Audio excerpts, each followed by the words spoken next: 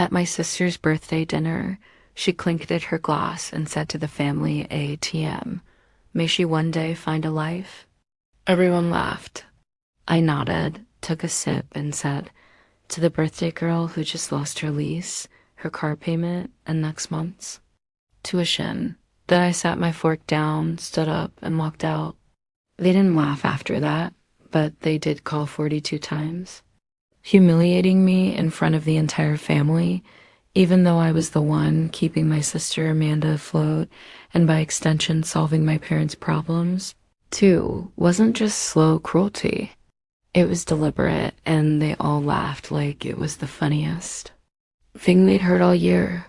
We were at some upscale Italian place Amanda had picked, the kind of restaurant where even the water had a price tag. It was her birthday dinner. 11 of us sitting around the table, dressed up and pretending to enjoy small talk. Amanda stood with a glass of Prosecco and tapped it like she was about to give a wedding speech. To the family ATM, she said, looking right at me, "May she one day find a life," and they laughed. All of them. My mom, my dad, our cousins, even my aunt, who I hadn't seen in 6 years. Some gave me that fake sympathetic look while still giggling. My cousin Kyle actually said, "Damn, that's cold." While grinning, I sat there and nodded like it was fine. Took a sip of my wine, then I raised my glass. To the birthday girl, I said, who just lost her lease, her car payment, and next month's tuition. The laughter stopped instantly. You could hear someone set down a fork. I stood up, pushed in my chair, and walked out without another word. My phone blew up within the hour. 42 missed calls, 10 from my mom, 8 from my dad, a dozen from Amanda. The rest were scattered between other relatives, probably trying to get ahead of the drama. But the real fireworks started around 8:30 p.m., 2 hours after. I left because that's when Amanda got the notifications. The lease guarantor, me, pulled out. Her college payment was reversed. The automatic payment on her car loan failed. The pieces started falling fast, and this time there was no one to cushion the fall. She started texting rapid fire. First it was, "What's going on?" Then, "This isn't funny," followed by, "Call me now." And finally, "Just please." I ignored all of it. At 11:03 p.m., just as I was getting into bed, I saw headlights in my driveway. It was my parents, and they weren't there to yell. They were on their knees the moment I opened the door. My mom was begging. My dad didn't say much, just nodded along with whatever she said. Amanda couldn't lose the apartment. She needed the car. School was important. They didn't understand how I could do this to her. Didn't I care? I let them in. And I told them exactly why I did it. Because I'd been helping Amanda for 4 years. Rent, tuition, food, insurance, car repairs, even paying off credit cards she forgot she opened. And every time my parents told me how grateful they were, not to me, but to her, for being so independent, they acted like she was making it all work on her own, when in reality, it was my bank account she was living out of. And now they made a toast to mock me, to make me a punchline. I told them I was done, that they'd never once asked how I was doing, that maybe they liked the version of me who paid for everything and shut up. But I was finished being that woman. They didn't get it. My mom said Amanda was still figuring things out. My dad said I was overreacting. Neither of them apologized. They stayed until nearly 1 a.m., hoping I'd change my mind. I didn't. And when they finally left, I didn't feel guilty. I felt free. By the next morning, I'd muted every group chat. My phone was vibrating like it had developed a nervous disorder. I didn't even bother checking anymore. I already knew the pattern.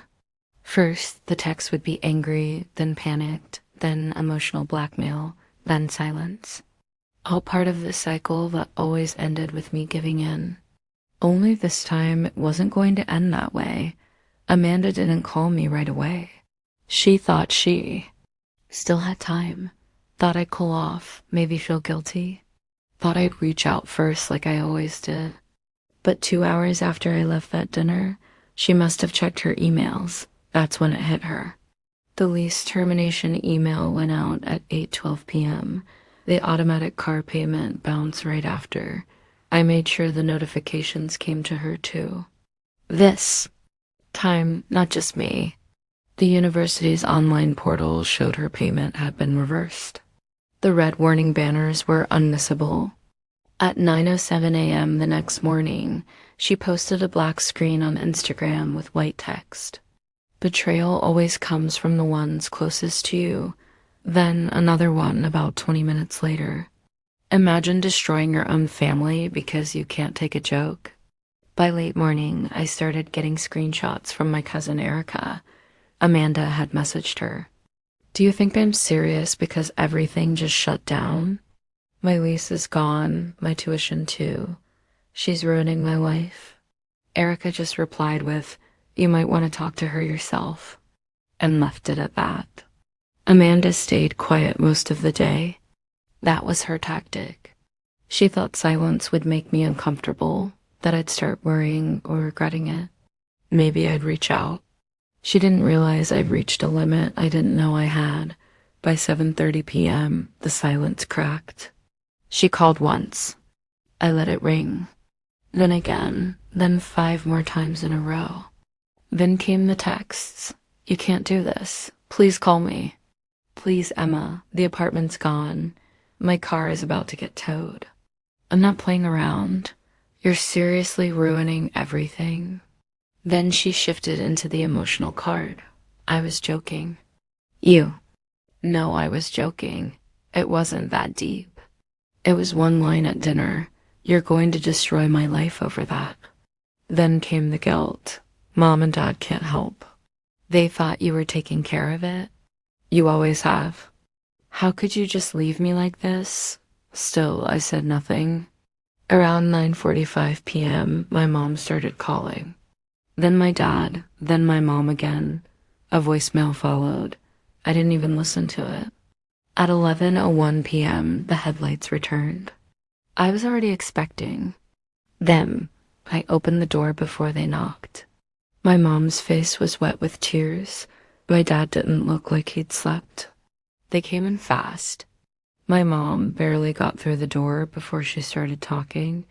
No hello, no small talk, just pleading. Amanda couldn't lose everything. She was already talking about dropping out. She had nowhere to go, no money. She didn't know how to survive on her own. They had nothing left to give her. Then came the guilt again. They said they'd work extra jobs if that's what it took.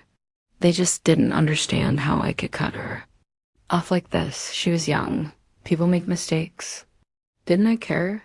That's when I lost it. I didn't raise my voice. I didn't throw anything. I just sat them down and made them listen. I told them what it was like working 2 jobs while Amanda POSTE the pictures from road trips she didn't pay for. What it felt like to get texts from her asking for money with smiley faces attached like she was ordering takeout. How many times I'd push back things I needed just to make sure she didn't fall behind. And how they never once asked if I could handle it, never once asked if I was okay. They made her toast me like a clown, and now they were asking for kindness. They sat there listening or pretending to. When I finished, my mom just said, "She's your sister." And my dad added, she didn't mean it. You're making this bigger than it is. I stood up and opened the door. Neither of them argued, but the looks they gave me when they left, like I had betrayed them, stayed in my mind long after they were gone. I didn't sleep that night, not because I was unsure, because I finally realized something. They never saw me as their daughter, just their backup plan. For a week, there was silence. No calls, no messages, nothing from Amanda, not even a passive. Aggressive post pretending she was thriving. The group chat stayed quiet. Even my parents vanished. It was like I'd stopped existing. Then out of nowhere, My mom left me a voicemail on Friday. I didn't listen to it. A few minutes later, she sent a text. Hey, sweetie, we're having a little family gathering tonight. Just close ones, but it's about you. Please come if you can after work. It's important. No guilt trip, no drama, no desperate begging, which is how I knew something was up. I was tempted to ignore it, but curiosity got the better of me. And if I'm being honest, a small part of me wanted to believe maybe they had finally gotten it. Maybe they understood now. Maybe this was their way of fixing things. I pulled into the driveway around 6:30. Their porch light was already on. The house looked exactly the same, except there were balloons tied to the mailbox. Inside, I could hear music and laughter. It sounded normal, too normal. When I walked in, I was met with a weird kind of cheerfulness. There was a banner across the living room wall that said, "World's Best Daughter." There were snacks, drinks, even a cheap cake from the grocery store. Amanda was there. So were my parents and about half the people from the birthday dinner. Cousins, aunt, uncle, people who hadn't said a single word to me since everything blew up. They acted like nothing had happened, like I hadn't cut Amanda off, like she hadn't humiliated me, like my parents hadn't tried to guilt me into submission. At midnight on my front porch, my mom gave me a hug. My dad said it was good to see me. Amanda smiled like she hadn't been blowing up my phone 2 weeks ago, begging me not to ruin her life. For a second, I felt like I'd walked into an alternate universe. They handed me a small silver box and said they wanted to show appreciation for everything I'd done, for all the years of support, for being the one who held the family together. Inside was a t-shirt that read, "Reliable, resourceful, real." Corny, sure, but it made me smirk. There was also a framed family photo from 5 years ago, before Amanda started spiraling and I turned into a walking ATM. I am Omi. It was the kind of gesture that felt personal, thoughtful, almost like they meant it. People asked me about work. They listened. Actually listened. Nobody interrupted. Nobody turned the conversation toward Amanda. It was like the spotlight had shifted, and for once, it was actually on me. For an hour, it felt decent. Then I asked a simple question. So, what's the plan now? Amanda's rent's due soon, right? She still only makes $10, $800 a month. That won't cover $1 or $100. The room got quiet in that way where you can hear the ice in someone's drink. Amanda didn't say anything. She looked at my dad. My mom gave a little shrug like she was preparing to deliver bad news as softly as possible. Well, we haven't figured that part out yet, she said. We were hoping maybe after tonight you might reconsider helping, just until Amanda finds something better. My dad added, we just thought after everything you'd realize how much we appreciate you. You've always been the dependable one. We thought we could count on you. Then my mom looked right at me. We're not saying we expect it, but if you won't help, your father and I will probably need to take on second jobs. We thought you were family. We didn't expect you to turn your back on us like this. It was all there. The guilt, the pressure, the emotional manipulation wrapped in a party and topped with a smile. They hadn't changed. They just dressed the guilt in balloons and cake. I didn't make a scene. I didn't argue. I just stood up and said, come see me when you actually need the money. And I left. I didn't look back. I didn't take the t-shirt. I didn't even take the photo. 2 weeks later, they showed up at my place again. But this time, they weren't asking. They were ready to beg. It was a quiet knock at my door around noon on a Saturday. My mom texted right before they arrived. We need to talk. Please don't ignore this. When I opened the door, there was no drama, no pretense, just my parents standing there, both looking worn out. My dad had a manila folder in his hand, and my mom looked like she hadn't slept. Amanda wasn't with them.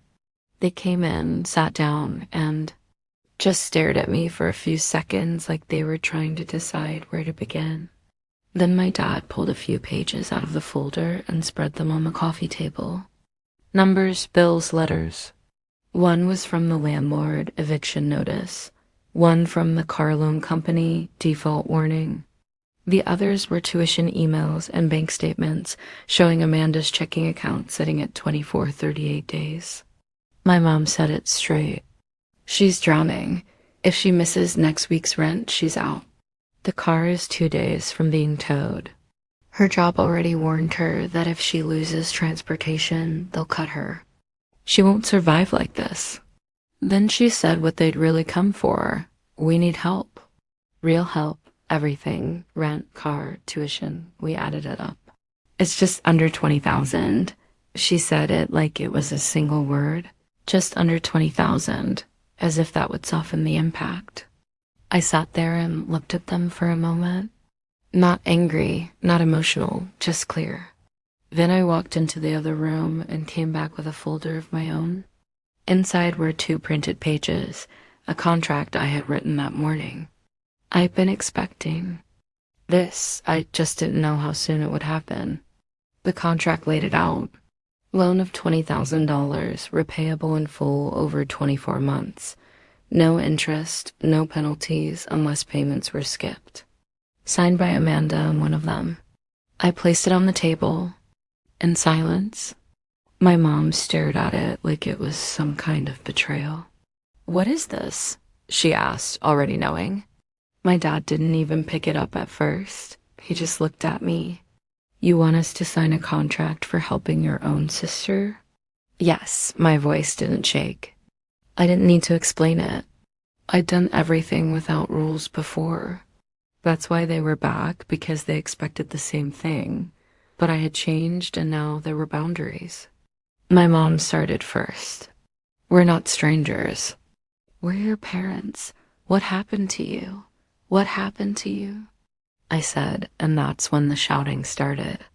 Not screaming, just that cold, brittle kind of anger people use when they feel cornered. "We raised you," my dad said. "We thought we could trust you," my mom added. "You've always taken care of her. We just assumed you would keep doing it. We didn't expect this." "You expected I'd keep paying so Amanda could keep playing," I said. "You expected I'd keep rescuing her while you cheered her on and laughed at my expense. And now I'm just supposed to fix it again. They didn't sign." They left angry. My mom called me selfish. My dad said I was heartless. They slammed the door behind them. I thought that was it. But 3 days later, my mom came back alone. No drama. No tears, just quiet. She walked in, sat down, picked up the contract from where I'd left it untouched on the coffee table. She read it again, then signed. Didn't even ask if Amanda had to. She just signed on her behalf. I wired the full $20,000 the next morning, sent the confirmation email. No reply. Amanda never texted, not to say thank you, not to say anything. And that was the last I heard from any of them for weeks. No check-ins, no updates, no birthday call. It was like I'd finally become invisible, except this time I didn't care. Weeks went by, nothing. After wiring the $20,000, I half expected a response. Even a short email confirming they got the money or a one-word text from Amanda, but there was nothing. Just this calculated, echoing silence. No, thank you. No, we'll keep you updated. Nothing. I watched them disappear like people who had just finished a transaction and walked away from the register, but I knew they'd use it. I checked the payment portals. Her tuition updated to paid. No more alerts from the car lender either. Even the landlord emailed a confirmation that her lease had been renewed. Amanda's life didn't fall apart. Mine just got edited out of it. Instagram told a different story. She was back posting again. Nights out, new clothes, takeout from places that didn't even list prices online. She even posted a selfie with the caption, "Real ones don't break, they rebuild." Right under it, her friend commented, Yes, sis, bounce back. I was the bounce and apparently not worth a single message. I thought maybe my parents would reach out, but they didn't either. Not a single word, no apology, no update, no. We're working on the repayments, just nothing. They vanished as soon as the wire transfer landed, like clockwork. For a while, I told myself it didn't matter, that I hadn't done it for thanks, that it was about drawing a line, doing it on my terms. But I won't lie, it got to me. I'd given them a lifeline, and all I got in return was a kind of practiced indifference. They didn't cut me off, they just froze me out. Then Amanda showed up. No warning, no text, just a knock. I opened the door, and there she was in a new jacket with perfectly done nails and shoes I knew cost more than most people's rent. She smiled like we hadn't just lived through a civil war. I just need a little extra, she said like it was nothing. I looked at her, didn't say a word, then laughed, quiet, slow, like something in me had finally snapped in the cleanest way possible. I stepped back and closed the door in her face without saying another word. 2 days later, I opened my banking app and wired $3,000 to my mom's account. No fanfare, no strings, just a final transfer titled last gift, no repayment. I followed it with a single message. Don't ever ask me for anything again. 1 hour later, my mom responded, thank you. That was kind. We won't bother you again. There was no warmth in it, not even an emoji. It read like a receipt, like someone closing a file. And that's when it really sank in. They didn't see me anymore, just the echo of someone useful. Since then, nothing. No calls, no texts. Amanda didn't show up again. My mom and dad didn't try to reconnect. They started making small repayments on the $20,000, just enough to not break the contract. It wasn't gratitude, it was damage control. And that $3,000, I regretted it almost immediately. Not because of the money, but because deep down some part of me still wanted to believe they might surprise me. That maybe if I gave a little more, they'd finally see me, respect me, care about what I gave up for them. They didn't. And I think that was the final lesson. It's been 6 months since the last wire transfer, the final gift, the one that should have closed the door completely. And in a way it did. My parents still make monthly payments on the $20,000 loan like clockwork. Not a dollar more than required. Always on time, always impersonal. The transactions come in from a shared bank account. No message attached, no notes, just silence. A sterile exchange between two parties that used to be family. Amanda's name hasn't appeared on my phone since. She showed up at my door and asked for more. I didn't expect to hear from her after I shut that door, and I haven't. Not a text, not an email, not even a cold, vague apology. She didn't block me, though. That would require confrontation. This was cleaner. I just became invisible. She still posts constantly. Outfits, filtered selfies, passive-aggressive captions about independence and resilience. I don't engage. I don't even look anymore unless something shows up on a mutual friend's feed. The curated life is still running strong, all surface. No substance. From what I've heard through cousins, she's working 2 part-time jobs now, splitting rent with a roommate. She's scraping by, but it's hers. I can give her that, even if it took hitting the bottom. I stopped cushioning. My parents have gone radio silent since the contract was signed and the money delivered. Not a single call, not a text on my birthday, not even a guilt trip on Christmas, nothing. It's like someone cut my face out of the family album and tucked it in a drawer. They're paying me back because the contract says they have to, not because they think they owe me anything. Erica and I still talk now and then, not often. She's one of the few who didn't pick a side, and she has her own life. But every once in a while, she fills in the blanks without meaning to. Last time we caught up, She mentioned in passing that she'd gone to a small family cookout. My name came up briefly. She said my mom just shook her head and said, "We don't talk about her anymore, like I died, like it was a choice." I think they needed that version, the one where I turned my back, where I changed, where I made it about money. That way, they never had to admit that what they did broke something permanent, that they reduced me to a resource and were stunned when I stopped playing the role. That's the part one keeps circling back to. I didn't walk away over money. I walked away because even after all the help, all the silent sacrifices, all the moments, I bailed Amanda out without anyone asking if I could afford it. They still found a way to humiliate me.